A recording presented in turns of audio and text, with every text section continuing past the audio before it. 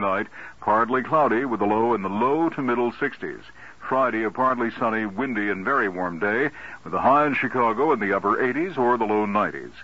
At Midway Airport, it's 63 degrees. At the lakefront, 61. At O'Hare Field, 58. The humidity's 53%. The wind southeast, 6 miles per hour. Hi, I'm from the CCC. The CBS Radio Mystery Theater presents...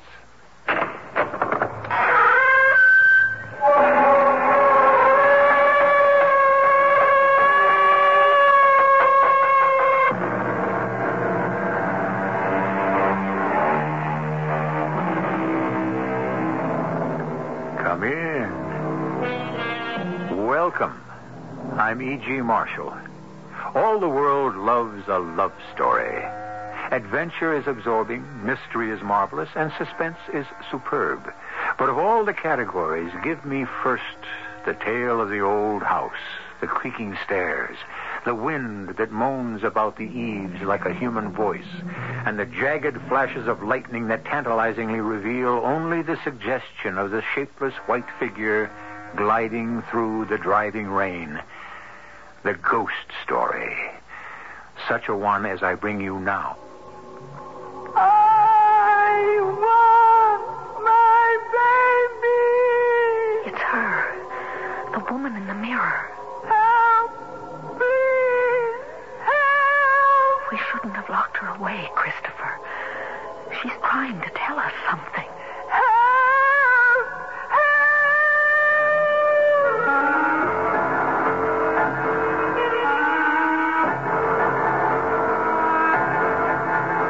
Our mystery drama, Legacy of Guilt, was written especially for the Mystery Theater by Ian Martin and stars Roberta Maxwell. I'll be back shortly with Act One.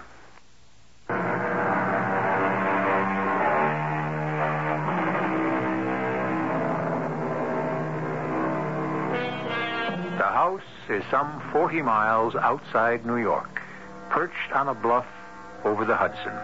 An easy hour's commute.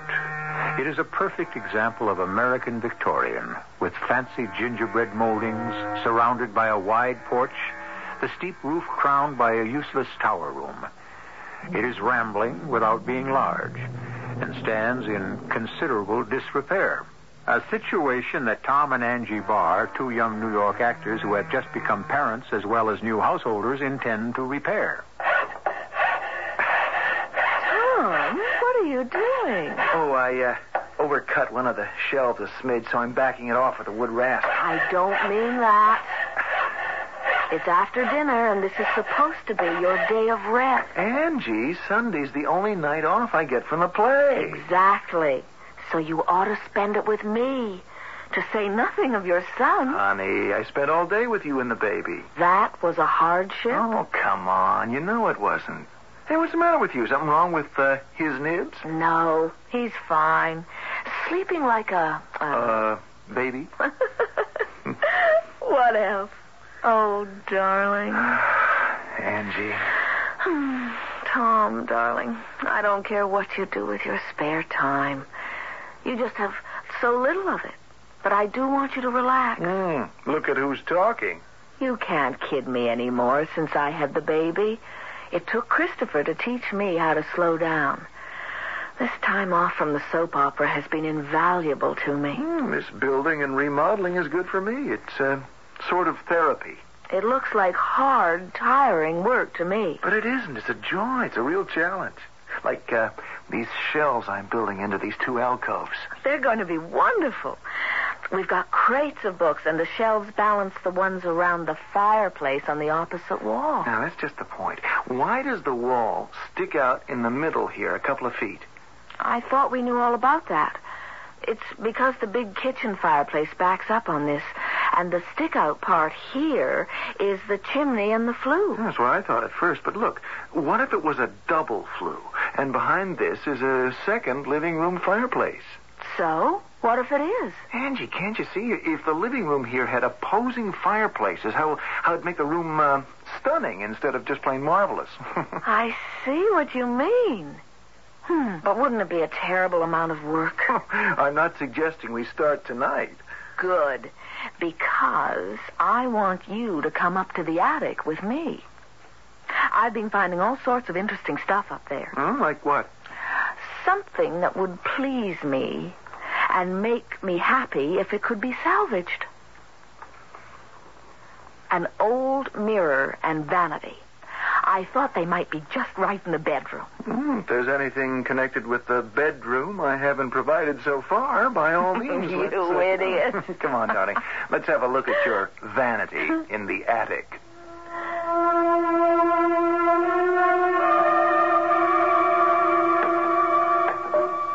I suppose what I found is ours. Didn't the house come as is? As far as I know. Well, it isn't all that great. I'll show you.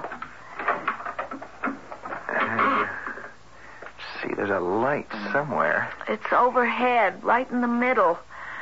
Half a sec. There. Oh, gesundheit. Why, there's enough dust. I don't think anyone's been up here except me in the last 50 years. More like the last century. There's a sort of a little lost alcove over here between the eaves and the chimney wall. The stuff's in here. Shall I drag it out? Would you mind? Here's your vanity thing. Ooh, heavier than it looks. Gesundheit. Turnabout is fair play. Still, maybe some tortured spirit from the past is trying to tell us something. What?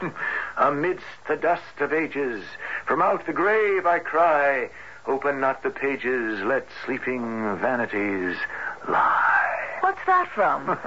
Made it up myself. Okay, I lugged out your dressing table. Does it still grab you? You know what it is? That's mahogany inlaid with rosewood. And look at that marvelous 3/4 length oval mirror. What about the rest of the junk in here? I don't think it's anything we'd want.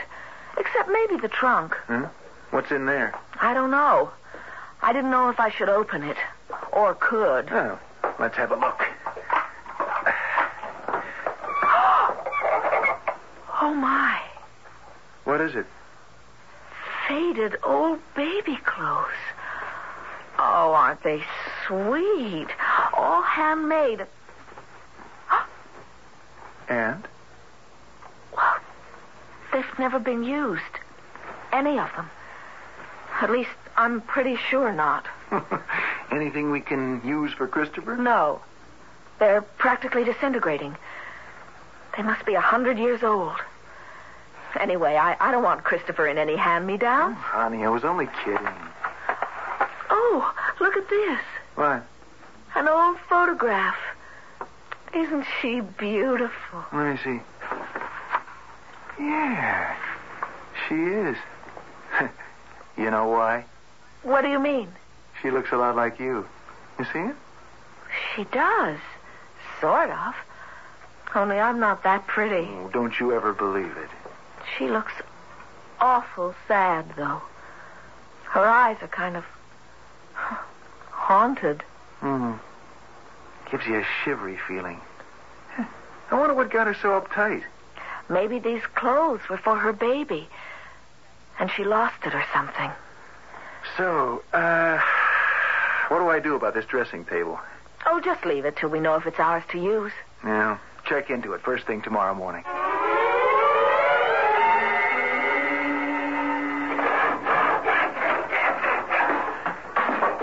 What a racket. It's a wonder I ever got the little king off for his nap. I'm sorry, Angie. I just wanted to get this last shelf up before I get back to my other profession. I came down to remind you it's time to get showered, shaved, fed, and off for the theater. Okay. Just one last thing before I go. What? Stand back. I can't resist this. Are you crazy? What are you doing? Just proving I'm right. There. You see, there is a fireplace behind here. Okay, you convinced me. But did you have to make all this mess? I just had to convince myself. Leaving me to clean up. I'll do it. You haven't time. Oh, darling, I'm sorry. Don't be. I'd work my fingers to the bone for this house. I love it. Are you sure? You know, it's going to be a tough commute once you're back on the TV series again. You working days, me nights at the theater. We'll be lucky to meet each other coming and going. It won't always be like that. And it's worth it. This is all I ever wanted. Oh, by the way, who was on the phone? Huh? That was Marge from Copley Realty. She got in touch with Mr. Keever. Who? McChesney Keever, the old boy who owned this house before we bought it. Says he doesn't know anything about the things we found in the attic, and we're welcome to him. That's wonderful. Now, you want to lug your famous vanity down to the bedroom before I go clean up? Doesn't it look magnificent? There's no question it's a handsome piece of furniture in its way. I know it's old-fashioned and Victorian, Tom, but that's its charm. It fits the room. It just sits there by the wall as though it belonged there. If you like it, I like it. And I really do, anyway. It's an unexpected bonanza. Hey, I can't hang around here admiring it. I'm going to miss half hour tonight. Go on and have your shower. What are you going to do? Oh, just take a sponge and clean up the mirror a bit. Why don't you do it tomorrow instead? You look tired. Oh, I have it away. Don't know what it is. Although your son and heir did keep me up quite a bit last night. Well, maybe he's having a tooth? Oh, at 4.5 weeks? Idiot. Go shave. Okay. Okay, old mirror. Let's see what a little elbow grease and soap can do. Come on. You've got to do better than that. It's like looking at someone underwater. Come clean. That's better.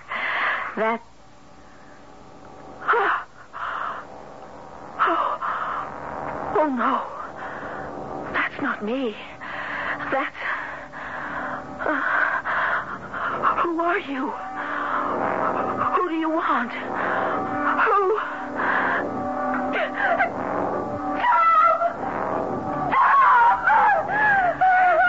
Angie, what's wrong? Look. Where? In the mirror. What? Can't you see? Oh, yes, a reflection. It's not very good, sort of wavy, but we'll... But who is it? Who is it? Well, you, darling, of course. No, it's not me. Can't you see? It's her. Her? Who's her? The girl in the old faded photograph. The one in the trunk. What's the matter with you? Can't you recognize her? Angie, here. Now, come away from that for a minute. No, I can't. Don't you see? She's trying to say something to me. Lie down for a while. Here, let me hold you. Don't make me leave here. She's counting on me. Just rest for a moment. You've got nothing to worry about. All right. If you'll just do one thing. What? Look in the mirror again. What? Well, sure. If it'll make you feel better. What do you see? Well, nothing but my own reflection, half shaved, with soap sticking to my face. I don't believe you. Let me look. All right. What do you see? Angie, what do you see? Nothing.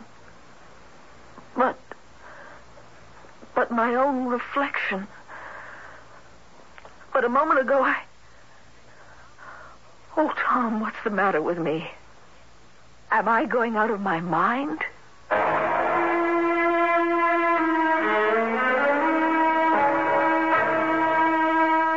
What is the answer to Angie's question? The only thing one can see in a mirror is a reflection. But just supposing, you looked in a mirror and found a totally different person staring back at you. Someone who must have been dead long ago. Would your reaction have been so different from Angie Barr's? I shall return shortly with Act 2. WBBM Chicago.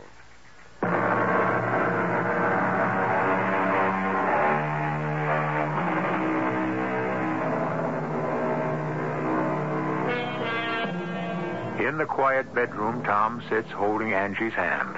She lies in the bed, immobile, perhaps asleep.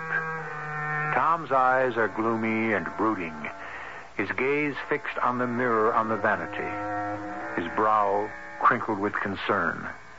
Now Angie opens her eyes. Tom? Yes, Angie? Forgive me. I don't know what got into me. Neither do I. That's what worries me. It is crazy, isn't it? I guess it was the trunk full of the baby clothes, stored away and never used. That kind of hit me. I mean, supposing anything had happened to Christopher, I'd have had the same collection in my... Oh, Angie, stop it. Don't think that way. Thank the Lord we don't have to. But I do understand the way that poor girl must have felt. Honey, we don't even know if it was her baby. Or even if she had one in the first place.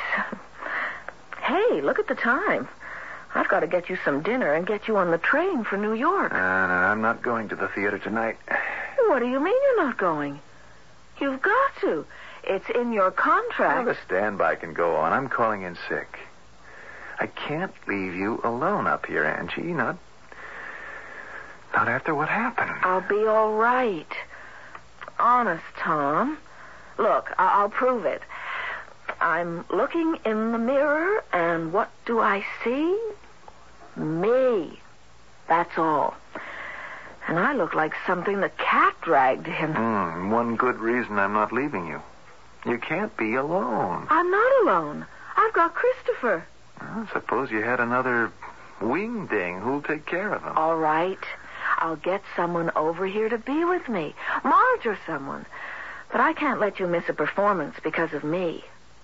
Please, Tom. I'd never forgive myself. Okay. Just so long as there's someone here with you. Oh, isn't he a killer? Hey there, Tiger.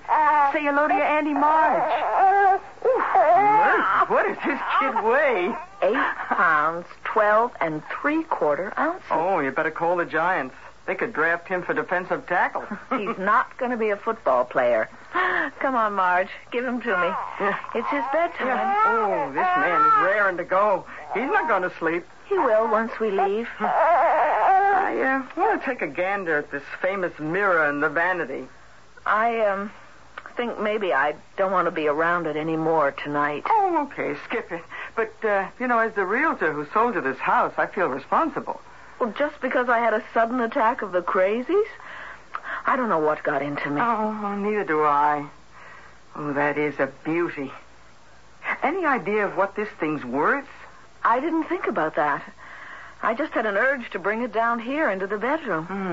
Of course, the mirror's pretty well shot, but you can have that replaced. I don't wonder you saw visions in it. It's like looking down a well. It's not that bad. Just a couple of spots where the backing is worn off. Oh, and the ripple effect. Phew. I know I'm no beauty, but get a load of that rattled old bag that's staring back at me. Let's see what it does for you. Go on, go ahead. Sit down. I'm, not so anxious to look in it. You might as well. Get used to the fact that it makes everybody look like someone else, more or less. That isn't a pretty one. my face I'm looking at. Just as good as you are. What's she trying to say to me? And that it wouldn't. Why does she reach out her arm? Angie? Angie, what happened to you? Where'd you go? Nothing. I'm right here. You saw her again. Saw who? The woman in the mirror. Yes, Marge. I saw her. Now listen to me. You just thought you saw her. You couldn't have. I was right here looking into the mirror, and I didn't see anything but you. Just the same. She was there. But she couldn't be. I didn't see her. You say Tom didn't? But I saw her. If she is a real person... I never said she was real. You mean she's a ghost? Oh, come off it, Angie. There's no such thing. If there isn't, it means I'm hallucinating. Either there's a ghost that lives in that mirror and is trying to tell me something, or I'm just plain crazy. Oh, of course you aren't. But maybe, well, you know, having the kid, moving, worried about your career, you just got nervous. I wish there was some way I could help, but you've got to see your doctor for this, Angie. I have an appointment with him tomorrow. Good. I wish there was something I could do. You can help me, Marge. How? You sold us this house. Well, if I'd had any idea I'm not blaming you. I just want to... Do you think you could arrange for me to meet the old gentleman who owned it? Oh, honey, I never even met him myself. It was all done through lawyers. Can I meet the lawyer so I can get around to seeing him? Well, what do you want to see him for? I want to ask him about this vanity and the mirror and the trunk with some baby clothes and who it is in the picture I have.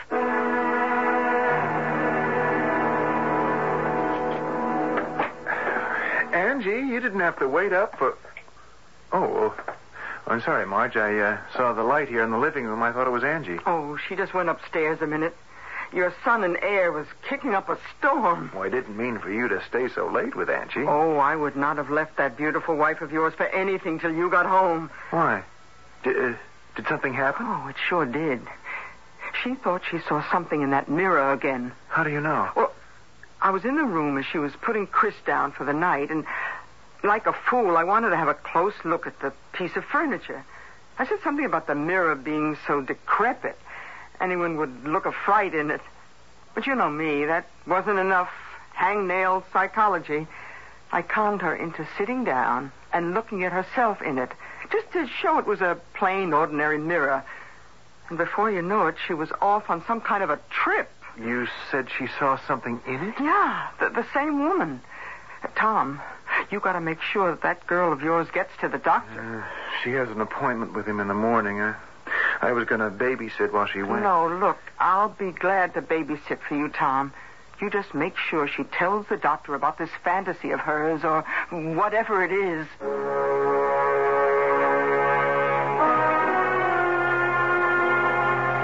And this reflection in the mirror, or this woman who seems to appear, isn't anyone you know? No, Doctor. Well, that is, in a way. I mean, she looks like me, sort of. And also like the picture of the woman Angie found in an old trunk in the attic. The one with all the unused baby clothes. Yes. What do you think it could be, Doctor? Well, instead of that, let me tell you what I think it isn't. What's that? You're a relatively new patient for me, Mrs. Barr, but all the records I've received on you from Dr. Frazier, they indicate that you're a healthy, well-balanced young woman. But you are an actress, and you have just had a baby. I don't see what that's got to do with it. I think I do. This mysterious visitor has appeared twice. Once right after you'd found the old trunk full of baby clothes and the picture of a woman who, I must say, does look remarkably like you. Very beautiful woman, I might add. Has to be, if she looks like Angie. I agree. Now, Mrs. Barr, you say yourself that you immediately leaped to the conclusion that the woman in the picture was a mother who'd lost her baby. Doesn't it seem logical? It could also be logical that this was a woman who couldn't have the baby she wanted, or who had lost her husband before she could, or who lost her life before she could give birth, or... Well, there are many possibilities. The only important thing is that, as an actress, you were sensitive enough to fantasize immediately. You dreamed you saw her. You said you were tired and sleepy at the time. I wasn't tired when I saw her the second time. But you just put your baby to sleep. And unconsciously, this woman was again strongly in the back of your mind. Well, I'm not going to speculate anymore. All I can tell you is that, in my opinion, you're in the pink of good health. And I'd make one simple recommendation. What's that, Doctor? Get rid of the old vanity, Mr. Barr. And with that, I'm sure you'll get rid of your wife's hallucinations also.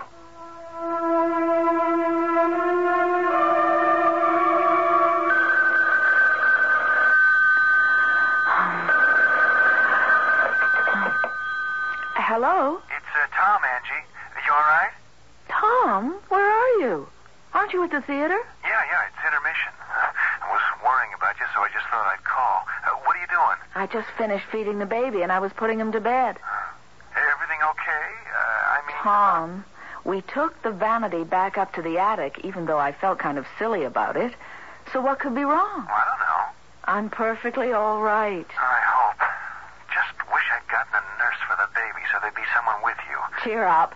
She comes next Monday. I promise you I'll make out till then. Yeah, well, hang, they're calling places. Angie, don't stay up for me. I won't. As soon as I get Chris off, I'm going to bed myself. And stop worrying about me. I'll try. Angie? Yes? I love you. And I love you. Oh, Mother's little darling. Were you jealous because I said I loved another man? You know Mommy loves you just as much.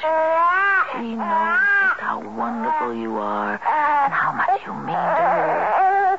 Oh, don't cry, honey. Mommy has you safe in her arms. What's that? Why, it sounded as though someone cried out.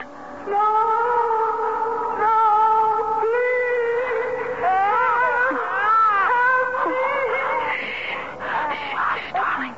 No one will harm you. It's coming from the attic. It's her. The woman in the mirror. Oh, the poor thing. We've got to help her. We will help her, won't we?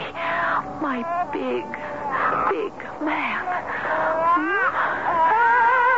We shouldn't have locked her away, Christopher. We shouldn't. She's trying to tell us something. I can't turn away. She's asking for help. I've got to try. Where's the light?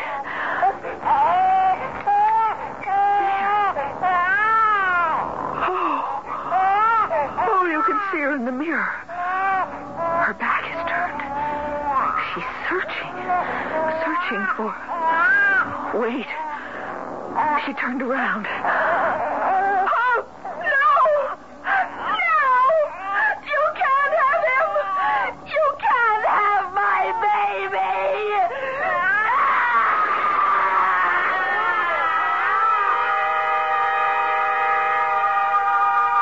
Whatever she has seen in the mirror, Angie, clutching her child to her with one hand, has lunged forward and spun the glass towards the wall so violently that the mirror shatters into 1,000 shimmering pieces. Like a wild animal, Angie rushes headlong down the stairs from the attic to lock herself and her baby in her bedroom. I shall return shortly with Act 3.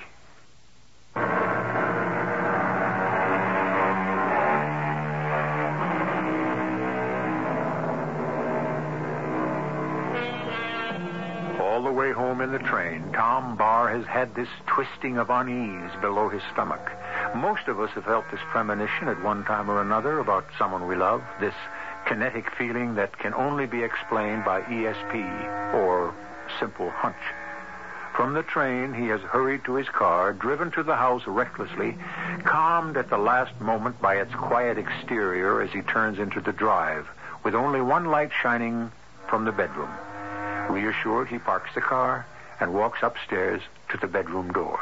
Oh, Tom, I'm so glad to see you home, darling. Oh, it's all right, Angie. Hey, you're trembling all over. What is it? Oh, it's my fault. What? What is? It happened just after you called me. I just hung up when... Okay, darling. Oh, Tom, I'm so sorry. I didn't want want this to happen. What to happen?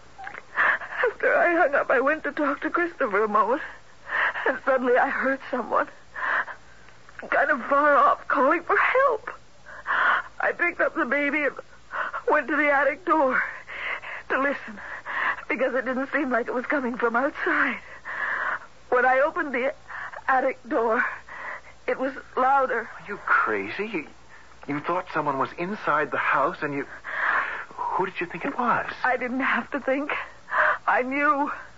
It was her. Oh, no. I wasn't afraid then. I was only sorry for her. I mean, her voice was so sad and desperate. So I went up to the attic. For heaven's sake, why? I don't know, darling. I can't explain it. I could hear the voice, and it was echoey and strange. And sometimes I felt as if it was even coming from inside me. But I had to go. I had to respond to her call for help. You must have been out of your mind carrying the baby. I couldn't leave him alone. And I never thought, I never dreamed what could happen. Even after I saw her, You saw her? Where? In the mirror. When I turned on the attic light, it was like looking through a window into someone else's house. Only it wasn't. It was this house, our bedrooms, as though I was the one in the mirror and looking through from where the vanity was. Darling Angie, don't try to go through it now. She was coming through the door, just as you did now. And as if she'd been searching the house. She was crying out for someone to help her find her child. I wanted to help, only suddenly... Suddenly what? She saw me with the baby in my arms, and she rushed towards me, getting bigger and bigger, till I knew she was going to burst right through the frame, and I thought, she's going to take my baby. And I took the mirror, and I turned it swivel to make the glass face the wall, and I guess there wasn't room, so it smashed, and the mirror flew everywhere. Hush, Angie. It's all right. I'm here now. What are we going to do? Well, we'll talk about that tomorrow. One thing for sure. We are going to get out of this house. I don't think I'll ever feel safe again, Tom. Unless whoever she is finds her lost baby.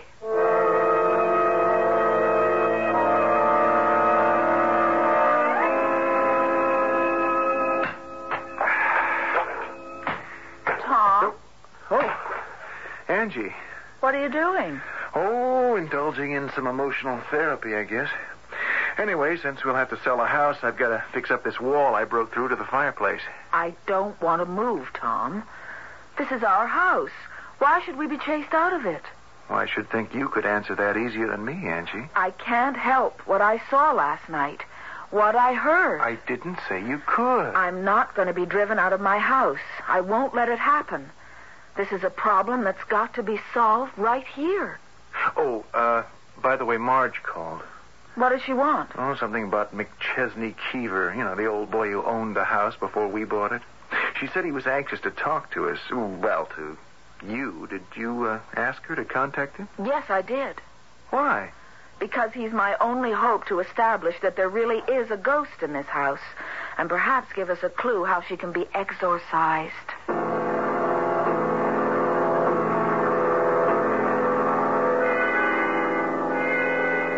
Angie, Tom, this is Mr. Keever. How kind of you to come. Mr. Keever? Under the circumstances, there was little else I could do. Look, why don't I leave you three together, huh? And go up and spend some time with Christopher? Would you, Marge? You're a lifesaver. Don't ask to see my badge. I failed Girl Scouts. Won't you sit down, Mr. Keever? No, I think perhaps I'd rather stand. See, you're breaking through that wall there. Yeah, I thought there had to be a fireplace behind there. Oh, no, please don't apologize. Any apologies in this room must come from me. You're perfectly right, of course. There is a fireplace. But you haven't opened it all the way yet. Well, matter of fact, having satisfied myself my guess was right, I've been considering closing it up again. Ah, I see. Well, we shall leave that decision until I finish my confession. Confession? Whether the facts are proven true or not.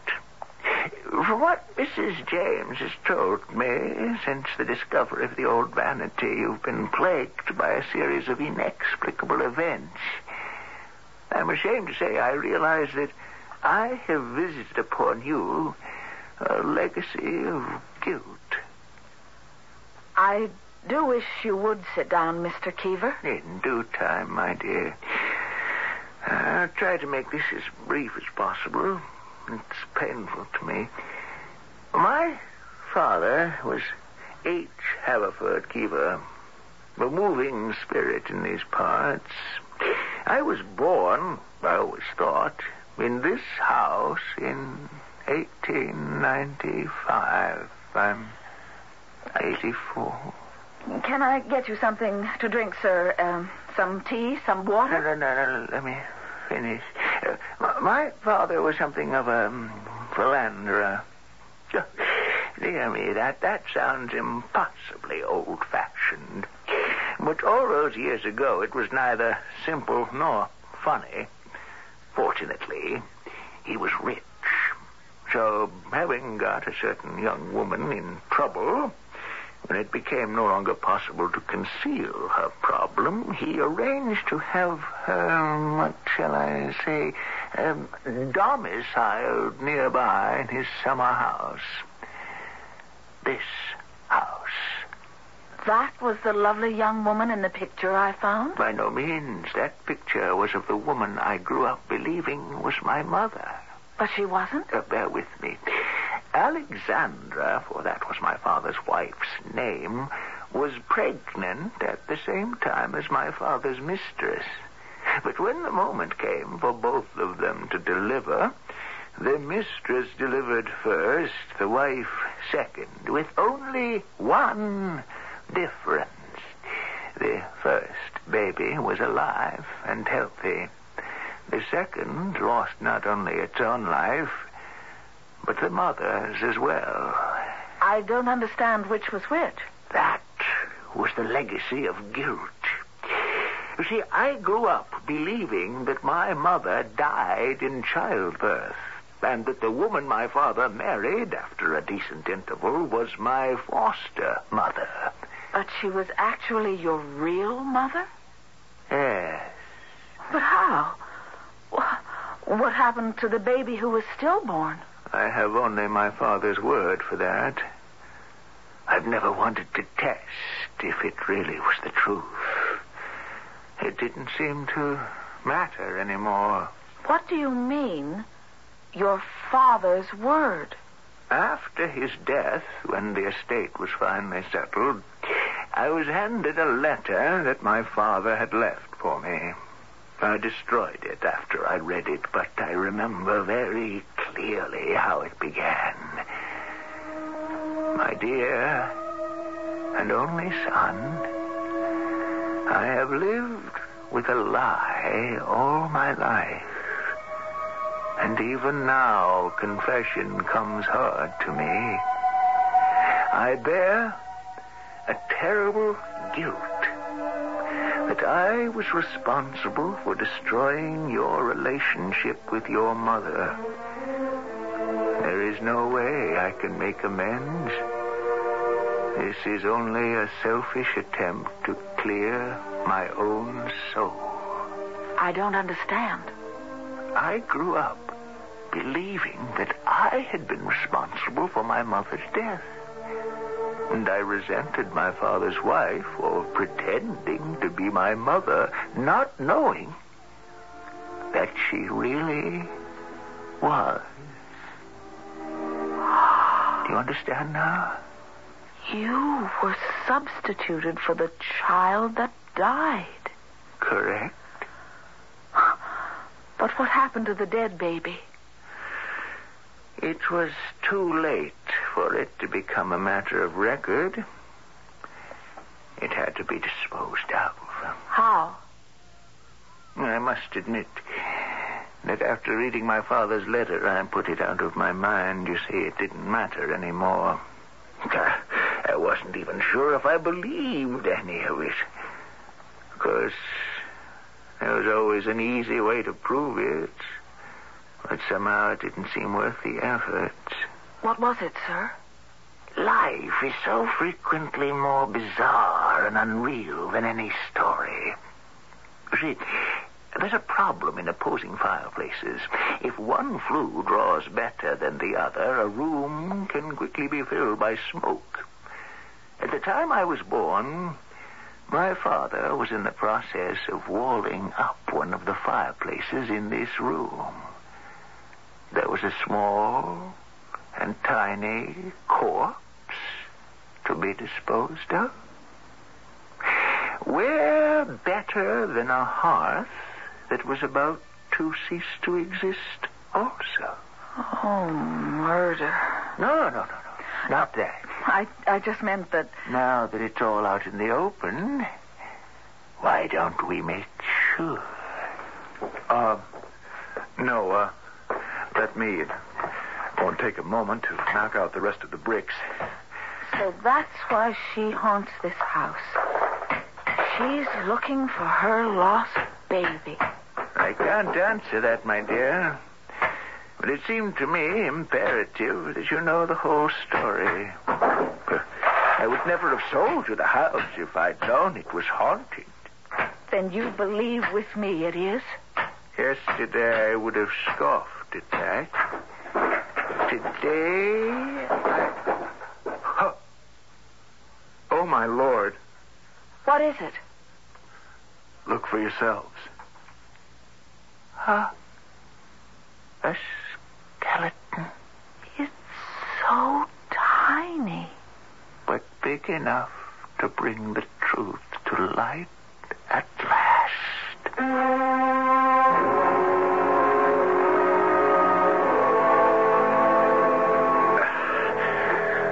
Okay?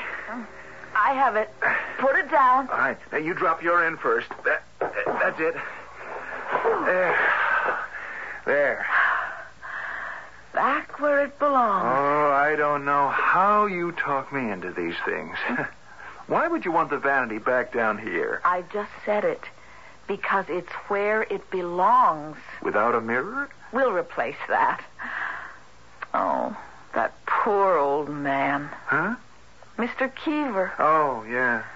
I'll never forget his face when he went to touch that little skeleton, and it just powdered to dust. It was almost as if his whole life ended in that moment. Hey, Angie, what are you doing? Looking in the one piece of the old mirror that's left. You know what it really shows? What? Me, happy, fulfilled, with my own baby to hold in my arms any time I reach for him. Just as that poor ghost I saw, or dreamed I saw, has hers to comfort her in eternity. We can forget the past. All we have to look forward to is what life is all about. The future.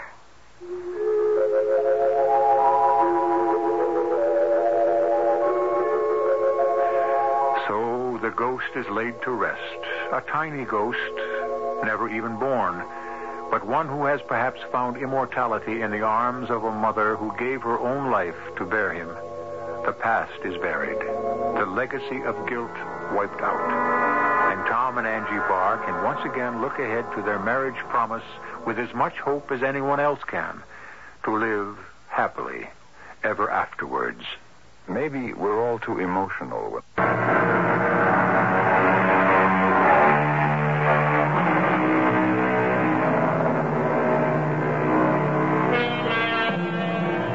We didn't have any flashes of lightning or driving rain, but it was a ghost story all the same. A true ghost story.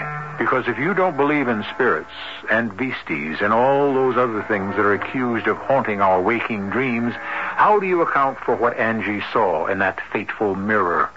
One parting thought: how safe will you feel the next time you look in yours? Our cast included Roberta Maxwell, Russell Horton, and Bryna Rayburn. The entire production was under the direction of Himan Brown. And now, a preview of our next tale. She thinks that you are her son, and if she thought otherwise, there is no telling how she would react. You will come home with me now, and we will all have dinner, and tonight, when Dorothy has gone to bed and is asleep, you and I will discuss a few matters. Such as? Such as what you have done with my real son, Robert. Is that a simple request, Professor Melville, or an order? Perhaps this will persuade you. Mr. Melville, put that revolver back in your pocket. You can't kill me. A bullet has no effect on this body whatsoever. You cannot threaten me with death. I do not die. I'll return with you to your house, and as you say, later tonight, we shall have a little talk. This is E.G. Marshall inviting you to return to our Mystery Theater for another adventure in the macabre. Until next time, pleasant